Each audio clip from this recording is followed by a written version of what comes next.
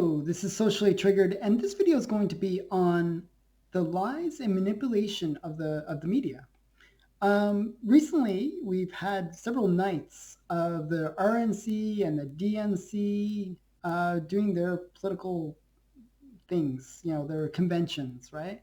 And what I was trying to do was just watch it streaming. Okay. So, but I didn't want to watch it on YouTube. I wanted to watch it with my family. So we all wanted to sit around the TV and watch it. Now I have cable, but I don't have I don't really pay much for my cable. So I basically got the basic cable. And in the basic cable, we have CNN. That was the one of the news stations that we have. So that was my choice. Either I watch it on streaming online or I watch it through my basic cable with my family. And I wanted to watch it with my family. So even though we're Canadian, that's the funny thing. Canadians love American politics. I wanted to watch it with my family, and we were watching it. We watched the DNC, and the DNC was very interesting to watch it on CNN. So the DNC would be like they would talk about feelings all the time, like, oh, Joe Biden is such a good man, and oh, his son was a war hero, and all this kind of stuff. And they really just talked about feelings. I didn't really get any sense of policy. I didn't really get what he was going to do. They said, oh, he's going to make the country better somehow, and he's going to fight for you somehow, but never how. like just it was kind of interesting, very feelings oriented, very emotional kind of pitch that was made by Joe Biden's side. The DNC, very emotional. A lot of Hollywood celebrities with kind of that Hollywood celebrity kind of attitude where they kind of, I find Hollywood celebs very emotionalist. Like they, not emotionalist, I should say, very emotional, but there's like a lack of some core behind them. Like it's just empty platitudes almost, like where it's, I don't know, there's just sort of some facade there. It's not real. It's not genuine. And that's my kind of impression of the DNC. So I find that they really don't have any substance. Uh, and that's typically very left wing. They have these great ideas of let's rebuild the world, and let's make it all green energy and all this kind of stuff, but no idea how to actually achieve that. No idea of what to replace the thing that you're rebuilding. They're very into destroying things, but no idea of how to rebuild or how to build something better. So that's typical on the left. Um, Now, I was watching the RNC on CNN as well, and the difference was stark. It was very stark. I found that the people on the RNC seemed a bit less emotional. There was a lack of emotional component. I found that they had moments where they did have very emotional speakers, but they were in some ways a little bit robotic. And that was my one complaint about the RNC. But they were very focused on policy and on what was done, on the facts. So the DNC was very feelings based, while the RNC was very fact based, policy based. Trump did this. This is how we're going to help. These are the policies that we did that made a difference in your lives. And I really, as a kind of right wing person, I kind of can really sympathize with that because it makes sense to me on a logical basis. I'm a logical voter. I am somebody who thinks in that logical way. Like you can persuade me with facts and figures. Um, but the other difference was the CNN part of this whole thing, where CNN would basically, whenever the DNC would talk, they would cut over to the commentators on CNN, and the commentators would say, "Oh, that was such a brilliant, a passionate speech. It was so wonderful. It was so great. It's so inspiring," like all this kind of stuff. And then when they talked about the RNC, it was the opposite. They even would have, like, as the person was speaking, they'd have like little fact checks. It was like they're just trying to debunk it as it was being said. Now the DNC would say total lies, like total like the biggest lie that they kept on saying on the DNC side was this whole concept that Trump said there was good people on both sides. Now that's one of those things that's been taken out of context so much that the real truth of it is lost. So this is what I'm talking about, media manipulation. So what they'll do is they'll take a statement that Trump did say. He said there were fine people on both sides. That's indisputable. That he said that. However, he said something before he said that. He said, I'm not talking about the Nazis, the neo-Nazis. I'm not talking about those people. I'm talking about the people that went there to protect American history, to protect our statues, our monuments to our past. And I'm talking about the good people on the other side who were there to, represent their values, that they did not like the idea of the Confederacy. He was talking about those people, those two groups, the fine people who were there to protect American values and the fine people who were there to protect what they saw as something was against American values. That that the country, the U.S., I shouldn't say we, I'm Canadian, that the U.S. is really a country founded on the idea of treating people fairly and treating people as equal. And that those are values that were expressed on both sides. It's kind of interesting, conflicting ways of seeing it, but they were expressed on both sides. And that was something that Trump tried to say, that there was fine people on both sides. He was actually trying to appeal to both sides. Well, the media twisted it. They made it, instead of him saying, oh, there's fine people on both sides, meaning he's referring to those specific groups within the two sides, they made it sound like he was supporting the Nazis. He was supporting these like right-wing extremists. Even Joe Biden, when he came out, he like a few weeks ago, actually, he did a speech where he was saying, like, he was showing, like, they had a video of the guys with the tiki torches and they were like chanting, like, Jews will not replace us and all this kind of stuff, this anti-Semitic crap. And, Joe Biden said that when Trump saw this, he said they were fine people. That's what Biden said. He literally said that Trump was equating those people as fine people, even though Trump had had totally condemned those people for what they had done. So, and the media, they just follow up with this. They continue that lie, that narrative that Trump was promoting neo-Nazis as fine people. And so this is the kind of thing that happened throughout the DNC side, where they would just support those kind of myths that were promoted within the DNC speeches. And on the right side, where on the Republican side, whenever they would say something, they would debunk it or try to debunk it. Another narrative that they love to try to debunk, like as if they're right on it, is Trump will say that Biden wants to defund the police. Well, this is one of those ones where they manipulate the truth. The truth is that Biden said that he would want to reallocate funds from police forces to other services within the community.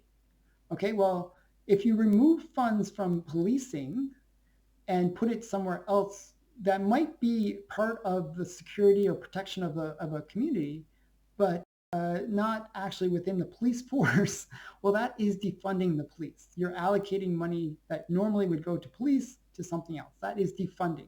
It might not be that he used the word defunding, but it is that he is defunding. Okay, so the people in the RNC, many of their speeches contain that fact that Biden really does want to defund the police.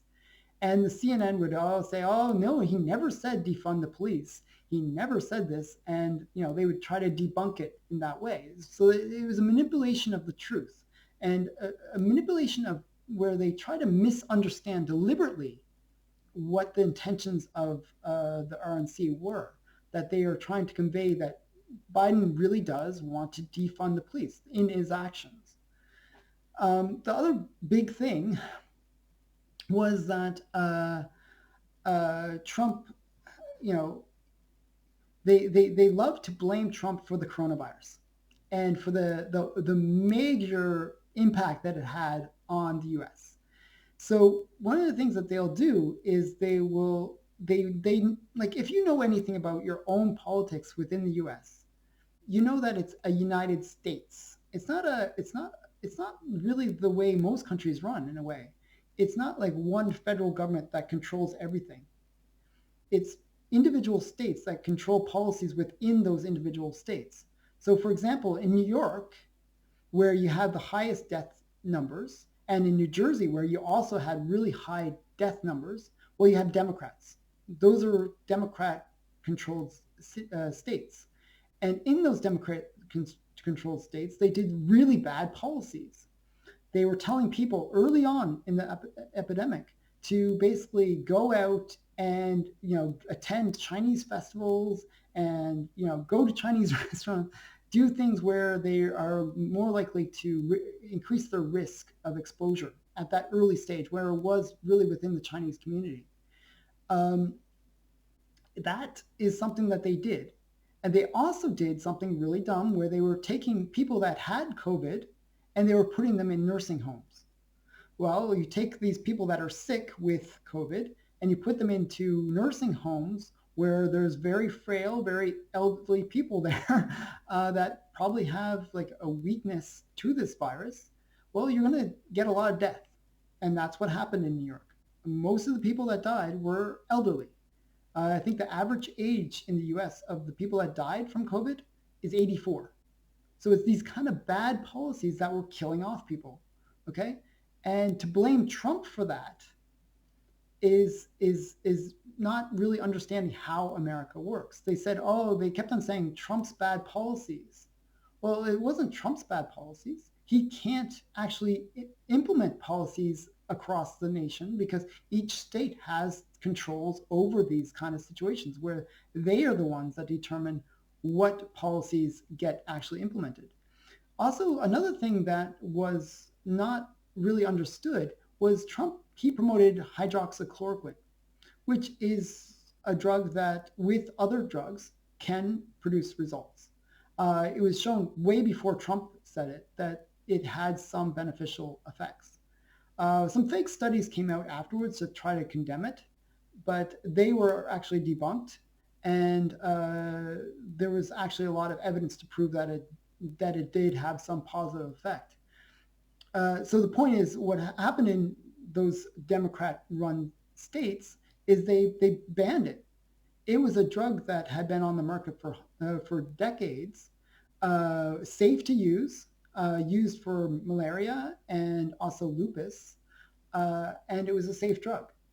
But all of a sudden, because Trump mentions it, they prevented the use. So even if, like, let's say it didn't have any positive effect, well, what you don't want to do is limit your doctor's choices of which drugs they can try. Because you really, like, when you're dealing with a new virus outbreak, you want to try everything. You want to try all the different things you can to really get the best results, to find out what works and what doesn't. So by the governors in those states basically preventing it from being used, they were basically limiting the options that doctors could use. And as a result, more people would die. And so those aren't Trump policies. Those are those individual state governors' decisions. So what has to be understood is that it wasn't Trump's bad decisions. Well, it was these individual governors, Democrat governors that did these things that led to multiple people dying, many people dying, needlessly so. And another thing that they manipulate is, it's one of these kind of cool things that they can manipulate. So originally when the outbreak happened and they discussed the whole concept of lockdown, the media was promoting the fact that there was a study that suggested that 2 million people would die. 2 million people would die in the US, even with a lockdown. That 2 million people would die, and this is something that we have to deal with. Even if we lock down, this is how many people are going to die because it's such a serious disease. Okay, that was the promotion, the thing that they're promoting. The media loves to promote very negative stories, the worst possible case scenario, because it gets viewers, right? You don't go to see a car, you go to see a car crash. Okay, you want to see that explosion. You want to see that fire. So whenever they do stories, they look for that explosion. They look for that fire crash because it gets attention. So if you have a story like COVID, well, you want to pump it up. You want to say, well, this is the worst thing ever and it's going to kill us all. And they love to drive that drama. That's why they don't talk about deaths as much as they talk about cases nowadays, because the death numbers are actually pretty low. They've actually really tailored off in the US. It's really more cases but less deaths, so which would actually imply that the virus is kind of not so dangerous anymore. So but they never promote that because it's not a cool story. So they'll promote cases. That's the kind of manipulation that they do, the lies that they do. Um, so one of the things was, well, if it was a Democrat in the presidency right now, they would tote the fact that, oh, look, we didn't have the 2 million deaths that were predicted. We only had 170,000 deaths. Look at the success of this government. Okay, that's what they would promote. However, because it's Trump, because it's a Republican, they are against the Republicans, they'll say, well, look at all the deaths we had. We had 170,000 people, and all of those deaths are on Trump. Which is false on so many levels, but, and they blame them for that. Another thing that they did within the RNC, DNC kind of comparative, one was in the DNC one, the DNC would constantly talk about how we have historic unemployment in the U.S. We have record high, companies going out of business, all this kind of stuff, which is true. It's very true. But that's manipulation, because what do we have? We have the COVID virus that has basically caused us to lock down the whole society. And when you lock down a society, well, bad things happen. The economy can kind of go haywire.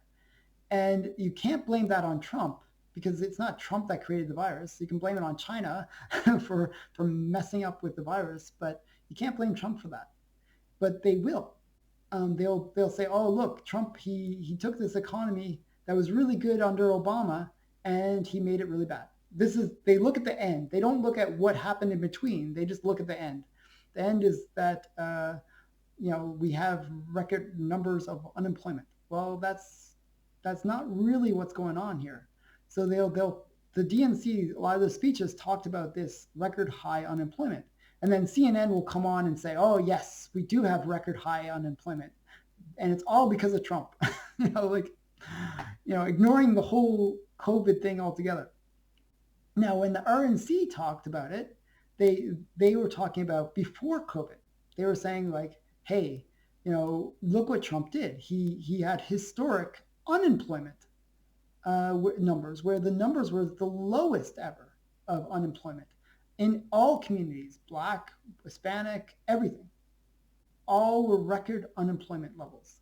And that's really good. That the record low unemployment, that's an amazing accomplishment.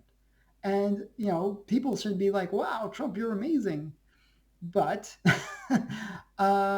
what the CNN would do is they would say, okay, well, no, that's not true. That's false. They'll look at after COVID and they'll say, well, look at the numbers now. Like the numbers are record unemployment. So they'll do that manipulation where they'll ignore what was done by Trump that actually did bring historic numbers to the economy. And then they'll promote this idea that somehow he's to blame for the current situation. And it's just doesn't make sense. So a lot of this manipulation is sometimes they'll do bold-faced lies. Sometimes they'll do these manipulations. Now, some of the bold-faced lies that it really bothered me was the find people on both sides, where they took that out of context. Another bold-faced lie that really bothered me was, I forgot the name of the couple, though, Logistics, I think it's something. The couple that was in St. Louis that were protecting their home, and the manipulation, not or bold-faced lie, I should say, was they said that that couple that were really just protecting their home, that they were basically attacking. They actually said that those people were racist, okay, because they aimed those guns at the poor black protesters that were coming just peacefully walking by past their home. And that's the bold-faced lie, because that's not what happened. They defended their home because those protesters looked like they were going to attack their home, and they were like screaming obscenities at them. They were threatening them, and there was a reason for why those people were defending their home. There's actually a reason for why people want to protect themselves, um, and they would openly lie. And the other lie that they would tell, and this is how evil both CNN and the DNC are, is how quickly they're willing to give up one of their own. The lawyers that were defending their home, they were both they basically had a history where they were defending people from like Black Lives Matter people. They would actually defend them in court so that they wouldn't go to jail for the protests they would do, or they had a history of helping activists in the past. So they were very left wing. This couple, they wanted to be the kind of people that helped the left and the things that they were trying to do. And so they were left wing. They were probably Democrat supporters for many years. And what happened was they were in a situation which scared them, and they protected themselves. And that didn't fit the media's narrative that they wanted to promote. So what happens? They get thrown under the bus. They, the lawmakers in those areas in St. Louis, they actually charged the couple for defending themselves, which is so insane, but it's true. They did get charged, and the media called them racist, called them like basically Nazis, far right extremists. Basically, it was crazy, and they weren't. And they actually condemned the RNC for showing them within the videos that they showed, saying that, whoa, look at these people were charged, and Trump is promoting criminal activity. That's how they promoted it on CNN. It was a real distortion of the truth. Um, but that's what they do. They create this narrative like, oh, evil Trump, he's promoting these white racists, and that's how they manipulate it. And it's and another thing that they did is actually the DNC, the RNC was pandering just as much as the DNC were. Like if you watch the DNC's thing, it was like pander to every minority out there. And the RNC was just as bad. They would show black person here, Hispanic person there, you know, every different minority group. It's almost like bad to show a white person every so often, on either side, even though the country is still majority white country. So it's funny how both were pandering to the minorities. But when the RNC pandered to the minorities, and the pandering was kind of these, one was actually a really interesting one. I forgot where he's from, but I think it's Georgia. I want to say Georgia. He's like the governor there. Uh, Kent, I think is his name. Like you can comment below and tell me if I'm wrong on this. But basically, he was saying that he's a Democrat and he supports Trump because he saw that the policies that the DNC were putting into play were destroying America, and the policies that Trump was bringing in was actually helping America, especially his community. And he really saw this as a good thing. And so what happened was later when the CNN commentators got involved, they're like, oh, basically they didn't openly say that he was an Uncle Tom, but they implied it. They said, oh, they get these token black people basically to support them. And, it was like, it was so weird. It was such a misrepresentation of what was actually the significance of these people. Not only was he a black person, it wasn't really about the fact that he was black. It was the fact that he was a Democrat that was actually speaking out against it, against the DNC. And that's huge in my mind. It's not, I don't really care that he's black or white or whatever. I care about that fact that, when you have somebody from that party that's willing to speak out against that party, then you know that there's a serious issue there. And the CNN reporters really didn't pick up on that story. They didn't care about that story because it goes against their narrative and their agenda, which is to promote the DNC. And they basically called him a token black person. It's like, well, that's not really what was going on there. So, these are the kind of things and it's really interesting. It's always interesting to watch like a political speech and where it's uncensored. At least that's one thing CNN did, which I actually respect, where they didn't censor, they didn't cut out everything that was said. Where they, like, a lot of the time when they show Trump, they have a tendency of cutting excerpts from what he says so that it makes him sound like a complete idiot. But this time they played it through and then they commented afterwards, and I can respect that. At least they showed the full clips, so you can watch it and make your own thing before you get inundated by the propaganda from CNN. So I like that.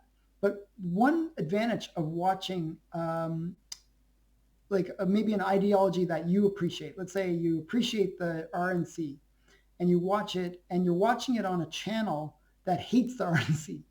Well, what'll happen is you get a different perspective. You get to see how other people perceive what's being said. And by getting that kind of contradictory representation, you can kind of learn from it, I find. So I learned a lot about CNN and how they perceive a lot of what was being said. And it was very interesting for me. I like that a lot. It was actually more interesting to watch it on, I watched it a little bit on TYT, the Young Turks. And they would just, it was the funniest thing. So, Trump would have some person talking about how Bernie's going to bring socialism to the country, and, and how evil socialism is. And the people on TYT would say, well, we want that. We want these things. And yes, our DNC will do that.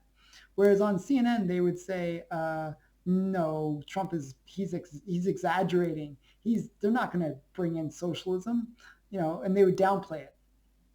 But it was kind of funny when you go even more extreme in terms of who's covering the video, where they really think. So TYT really showed their true colors about what they want the Democrat Party to do. And it was very interesting to see that, where you get that extreme. Now, if I had watched on Fox, they'd be just like, oh, they're so great, blah, blah, blah. I wouldn't get that nuance in terms of the way people actually think. And that's why when I watched the DNC on CNN, in a way, it was just kind of like confirmation bias, where you get, they'll say something and then CNN will say something, oh, that was so great. Well, you don't learn anything from that because there's no two sides there. It's just one propaganda piece. And I didn't like that so much. I probably should have watched the DNC part on Fox and gotten that kind of double-sided thing. But it was interesting to watch still on CNN. So these were just my thoughts about the current, the DNC event and the RNC event, and how media really manipulates it. I think it's a really tough battle for Trump because he's got to get past that media narrative. The media is out to get him, and they will twist every truth that he says and make it into a lie. And they will twist every lie that the DNC says and make it into a truth. It's sort of like the whole, I think it was Goebbels, the propaganda minister for Hitler, who said it, you tell a lie enough and it becomes true. And that's really what's happening here with the media. they just tell the lie so much that it becomes true. So I'd love to hear your feedback on this. Please comment about anything that I said. I'm always open to comments. Please, if you can't hear my videos, well, turn up the volume because, yeah, my voice is not the strongest, and I try with the mic. Please, try to enjoy my videos. Turn up the volume, watch them throughout, and I try to give lots of information. And watch my other videos. There's some really great stuff there to watch. Please like, comment, and subscribe. And please give me your feedback. Thanks for watching. Bye.